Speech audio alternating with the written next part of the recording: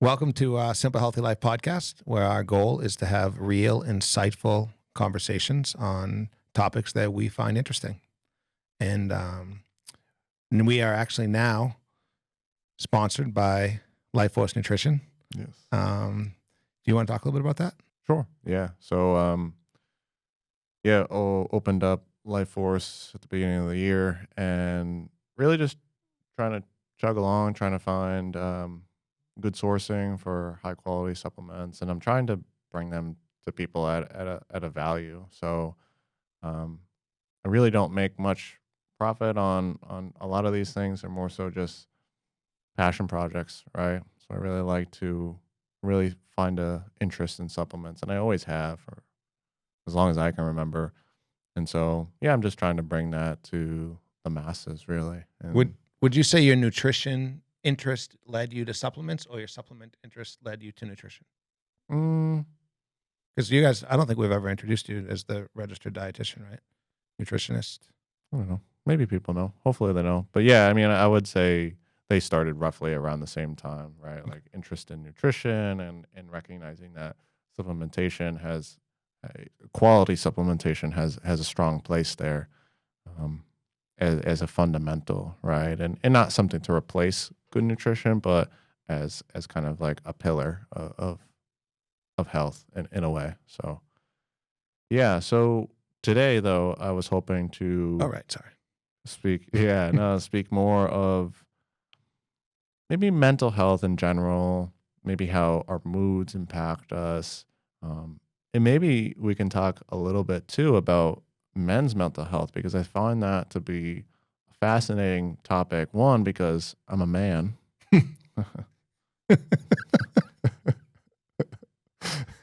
Go on. two, two, because I think that it's it's really not talked about a lot. It's underreported. I think that it presents a lot differently. I see a lot of men in my practice who struggle with this, and really it's a concerning thing to me every time I hear a man talk about their mental health. So yeah, maybe we can kind of just riff a little bit on that. But I mean, maybe I'll start with that for you. Like, how do you navigate one the I guess the expectations of the being a man and society, but two, balancing out the fact that you do have emotions, they're going on, and you can't necessarily express that in a way that is maybe as accepted. Interesting at the end there. So expressing your emotions in an acceptable way Mm. for a man narrows that down, I think, right? Yeah. We're not supposed to cry. We're not supposed to show extreme emotions. And for some reason, I think society's just allowed women to do that a little more than men. We'll Sure. go with that. Fair to I say. think that's fair. Um, well, I think it's really comes down to you have to start to break these societal norms. You have to say it's okay to ask for help. But maybe even earlier than that, I think it's part of it's. I think the answer to your question is find people that you can speak to on a deep level about the things that you want to talk about. So Mm. things that are truly bothering you. Mm. We're always expected to have all the answers or of ourselves, and that's not men or women, right? We all expect that we should be further along. We should have all these answers, but um, find people you can ask real deep questions to and listen to their feedback. Mm. Yeah, that's a good point because I actually have a couple friends who I engage with more play like behavior, I suppose I'll put it that way. We don't really talk often about stuff that's going on, right? It's more just like whatever's happening in the moment. If we end up playing a game or if we're at a party or whatever, or some social gathering, it's always very in the moment. But yet, it does have this this feeling or this sense of real connection going on. And I I don't know if that's just me. I think it's how men just interact with each other. And so I guess that's a personal question to you. Do you have a lot of male friends who you actually talk deeply with? No. Yeah. Yeah. Nope, I don't. I cherish the ones that I do. And I would say over the course of my life, I have had some come and go Mhm. that were absolutely impactful and influential in my life at that time. They've gone their separate ways through no fault of either person. Um, but I think you have to have some throughout the whole thing. You have to have some outlet. Maybe it's your significant other, of course, that's an option. But you have to have somebody that you can talk to, Mhm. someone that you can really just tell what's going on. Check yourself. Check the things that you're thinking. Make sure that they line up with your own values. Um, and if you don't have that, I think you got to find that. Yeah. Yeah, I think it's desired. I just think that, maybe men aren't super well versed in some of that stuff. Actually, studies show that men externalize a lot of their issues, while women tend to internalize a lot of issues. So men are more likely to be alcoholics and convicts and et cetera, and women more likely to have depression, anxiety, and then seek help. So it's not really, I suppose it's not a matter of fact of who suffers more. It's more so that the suffering looks different, and consensus says that it's likely that men underreport those issues. So, yeah, I do think that societal pressures have a bit there. I actually had a conversation with someone recently, and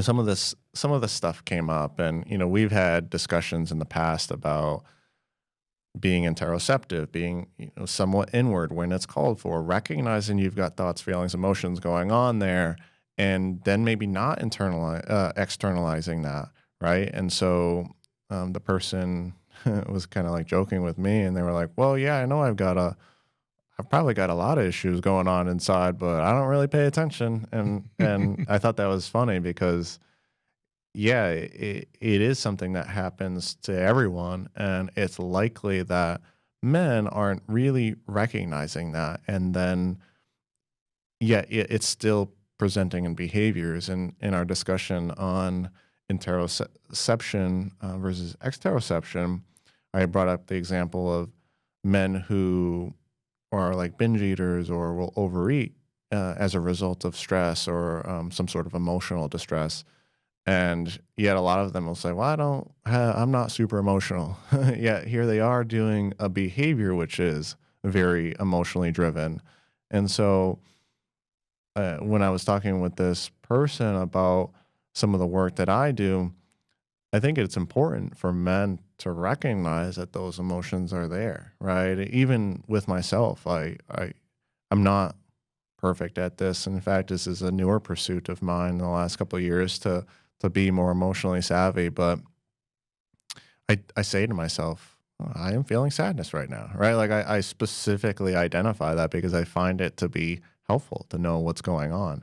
And to be fair, MJ, there are a lot of times where I'm noticing the behavior, the externalization of some of those emotions before the actual, I am feeling sadness right now, right?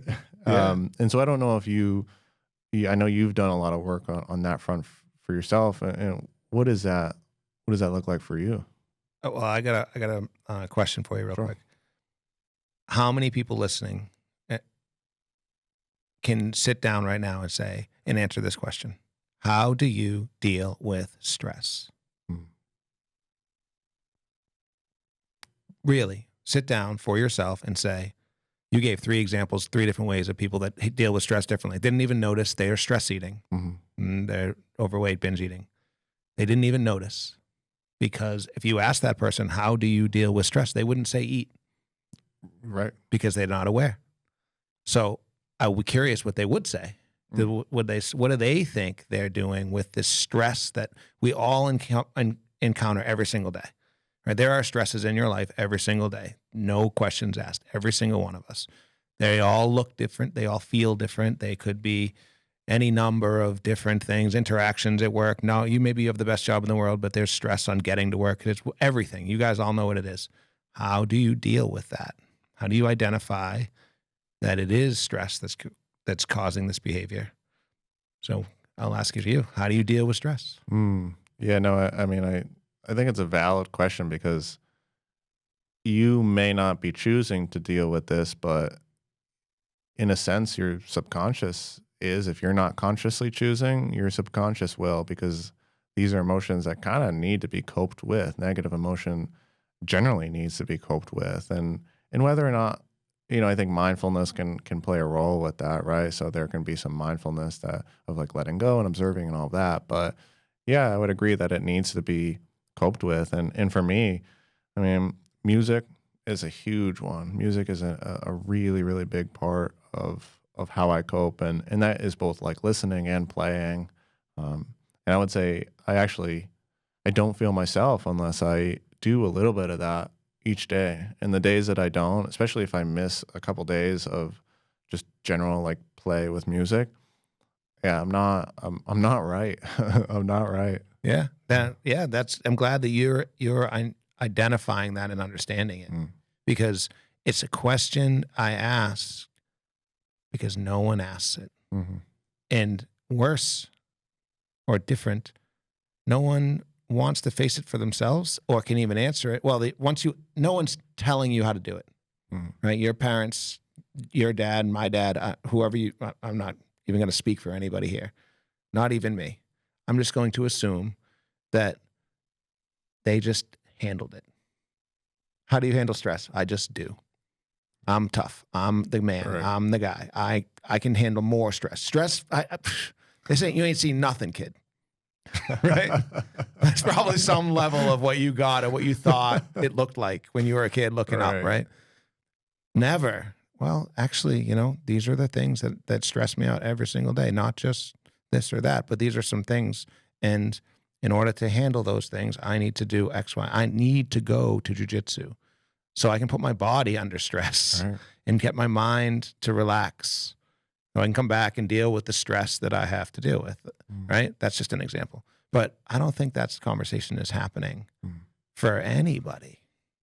I think the way that we generally deal with emotional distress is really bad, really bad. Actually, it's kind of fascinating.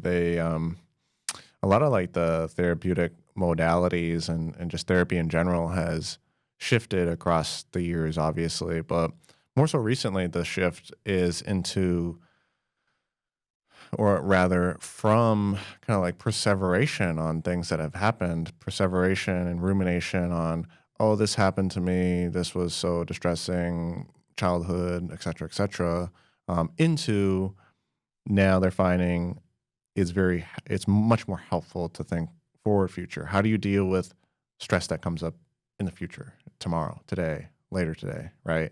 Versus this kind of like rumination behavior that has been taking place. And yeah, there are many good books that are coming out recently about this subject, but I find it fascinating because I think everyone could probably point to a person who they know ruminates far too much, right? And in one case, it's helpful to express frustration and navigate through past trauma or whatever it might be, but it's a very slippery slope because navigation quickly turns to rumination, and then you're stuck kind of repeating the same old patterns, bringing up the same old emotions, and this, the brain doesn't really understand that it's not actually experiencing a traumatic event when you're thinking about it, when you're bringing it up. It's the same response. And so, I think especially for people in general, we've got to figure out a way to cope effectively and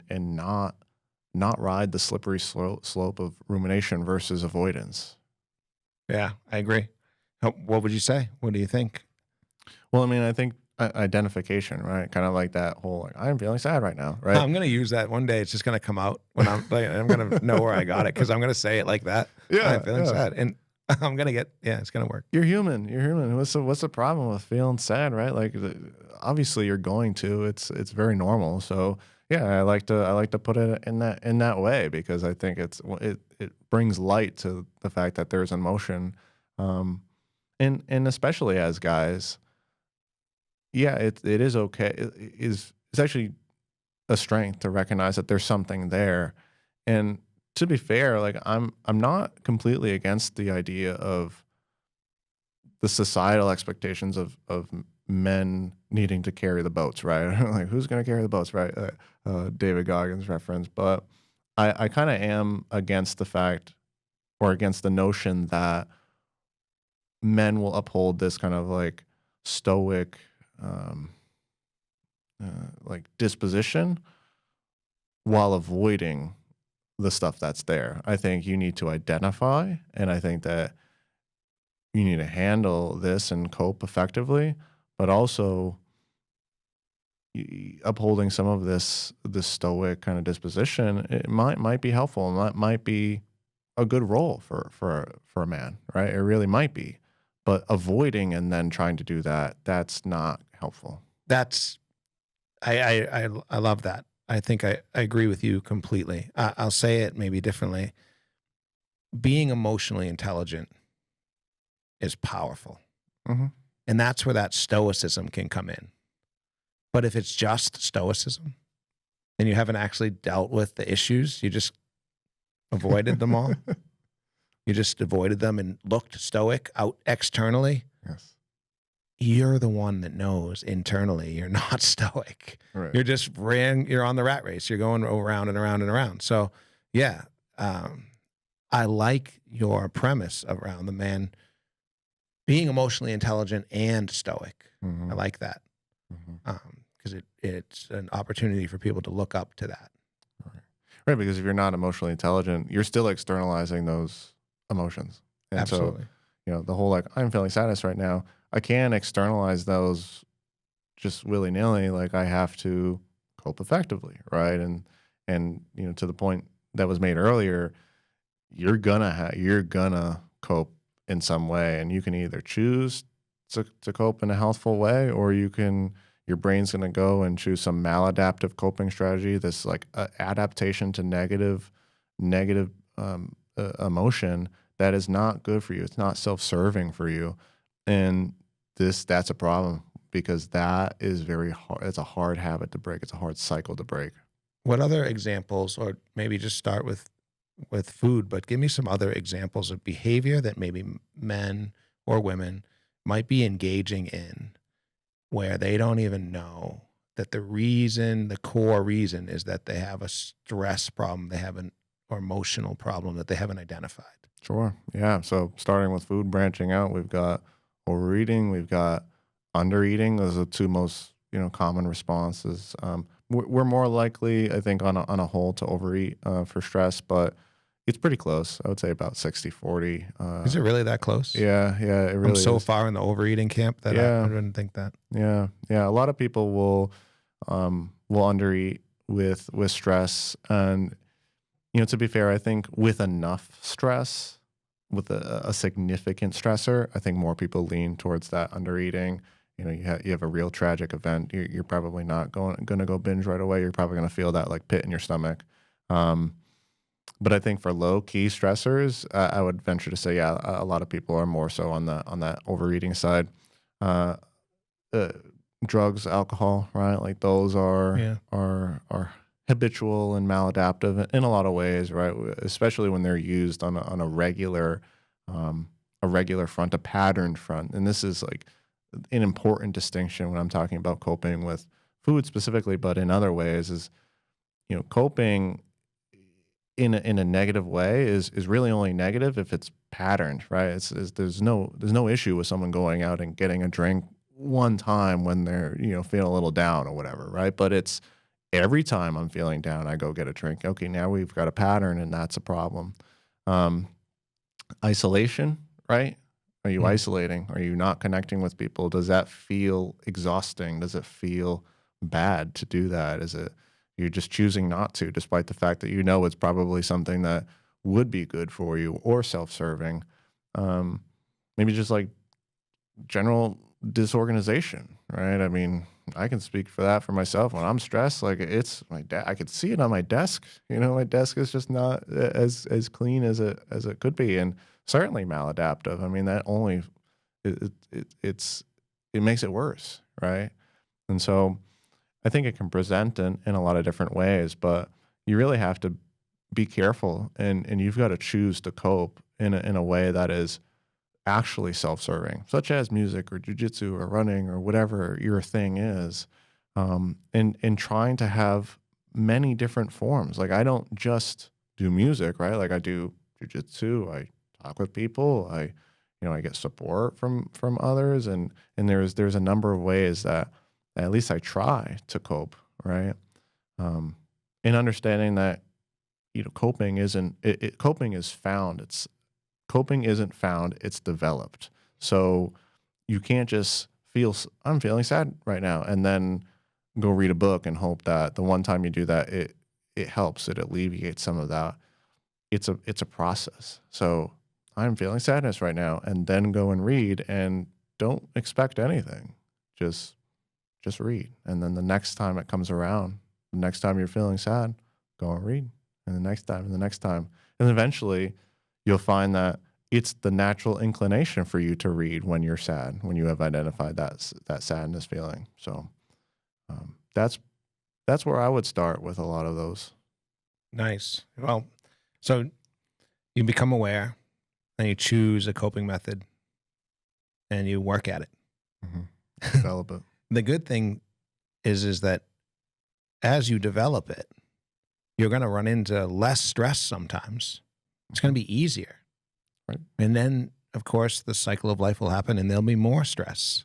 But the good news is you'll be more prepared for it because you know how you handle it. You're aware of it. And now you have a tool. You have tools in your tool belt. And I think that's impactful and important for people to remember that when you're battling stress like this, which we all are going to do every single day, putting in the time to work at it, to find your tools, and to go in a positive direction is only going to serve you every single day forever. Right. And well said. And additionally, for the men, recognizing kind of like how you said, being emotionally intelligent, yet coping in a healthful way, and not externalizing that, and not externalizing that into like rumination type of behavior, is possible while still maintaining that kind of like masculine stoic front, right? It's done. It's not easily done, but it can be done, and I'm all for it. I'm all for it. I think it's a great position to have because I feel that is important in society. I do, and that's a bit of an opinion, but I I think that we have a good capacity to do so, and so we should utilize that. I like it. I think I don't disagree with you. So, what would somebody do right now? They're like, actually, this hits me. I don't know how I deal with stress. I must be dealing with stress because I realize that I'm dealing with stress, but I don't really sure what behaviors am I in doing? What am I doing? Like, what would you tell them to do? Mm. Well, if they're really stressing out, they're really having issues, you should get some support. Like professional support, it's really helpful.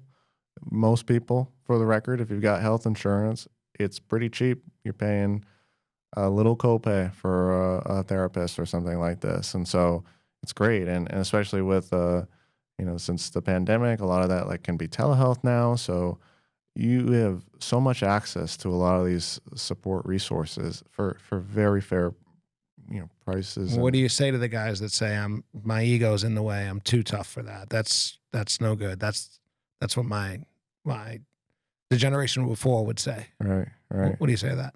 Well, that's part of the issue, right? I mean, Well said. that Well is said. exactly part of the issue. And you know, you can have that ego and try to maintain that, but again, you're externalizing those behaviors, and that if strength is your the ultimate value for you, well, like you said, emotional intelligence is strength. It is power. Knowing that something's there, being able to identify that, being able to cope with that on your own without needing a ton of like other additional resources at the time once you've developed all of these skills. Wow, what um what better of a position to be in? But when you first start, you're gonna need the support. You're gonna need the guidance. You're gonna need someone to help point out some things, right? It's just the way it is. These are all skills that we're talking about. They're not something that you can just know and then do. It's something you have to cultivate. And so working on reaching out for support, and then kind of what you suggested earlier, identifying, recognizing what's going on, and then implementing some coping strategy, right? And having it make sense, right? If you're feeling lonely, don't go into your room and journal because, you know, come on. It doesn't seem like the Right. It answer. doesn't seem helpful. If you're feeling lonely, then maybe what you need to do is get out and talk with someone and call someone on the phone or whatever it is, right? But so make sure that a coping strategy that you're trying to develop makes relative sense. It doesn't need to be perfect, but there should be some logic there, and just keep practicing, right? We don't want these behaviors to externalize because to me that's weakness, to have no control over what's going on inside, and not even no control. You just no understanding, no foresight, no recognition of the fact that something is going on. That's where you don't want to be. Right. Yeah, I agree. I Mm. agree. Uh, in the end, we've maybe said it 2 or 3 times, but being emotionally intelligent is powerful. It's powerful not because you will have power over others, but because you will have power over yourself. Mm. And you'll not only have power over your actions, but you'll have power over those internal thoughts and feelings.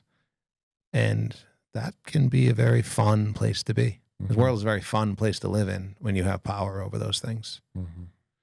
I would add one thing. I think we're probably pretty close. Um, don't be afraid to self assess, because when you first start learning about your own emotions, we'll call it emotion intelligence, but let's face it, you first start learning about your own emotions. You don't really know if you're angry or super angry, or the behavior that you're doing on a daily basis is one of the things that's causing that anger. Maybe you're just like, man, I hate Tuesdays, right? Or I hate Mondays. Who says I hate Mondays? Okay, well, you don't hate the whole day, likely, but you do hate something. What is it? Is it the getting up? Is it the work? Is it the knowing there's a long work week? What, I don't know for you or for me, but like, identify that. Be a little emotionally intelligent about the easy stuff. Just look at your own behavior for a little bit and say, all right, that's one thing I don't like. I don't like this part of my day. Doesn't mean you're going to change it. Doesn't mean it can change. I'm not saying right away, but you now have identified something that is a stressor for you, and at least you can start to work on it. Right. That's such a good point too about the whole like I hate Mondays kind of thing, right? It's not that you hate the whole day. There's a specific part of Monday that you're disliking, and yeah, kind of like chunk it up like that. I think is really emotionally savvy. Yeah, that took me some time. Actually, my high school football coach told the whole when he gave me my award, because great guy. I think I won like the sportsmanship award. Mhm. Um, but he told the whole team that he noticed that I did not like practicing on Mondays, which is true because I wanted the game. I wanted to play. I want to Right. play every day. Right. Walk through. I'd rather like just go do 100 push-ups. I don't know. It doesn't matter. Just put the helmet on and let's go. So he was right, and he told the whole team it was fun. Yeah. That's But since then, I've grown. I have no issues with Mondays. awesome. Awesome. So, so you want to wrap it up?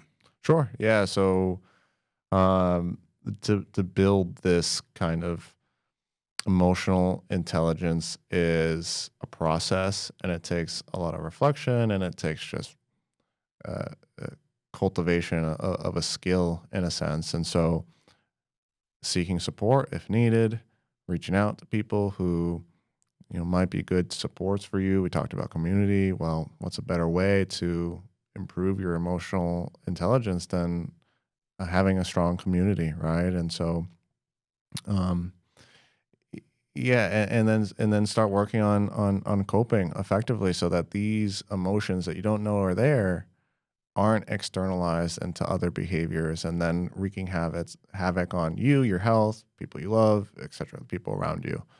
Um, but yeah, if there's any listeners who would like us to cover a subject or have any ideas for future subjects, we're more than willing to riff on that subject. And you can find our social media handles down below. And looking forward to talking next time.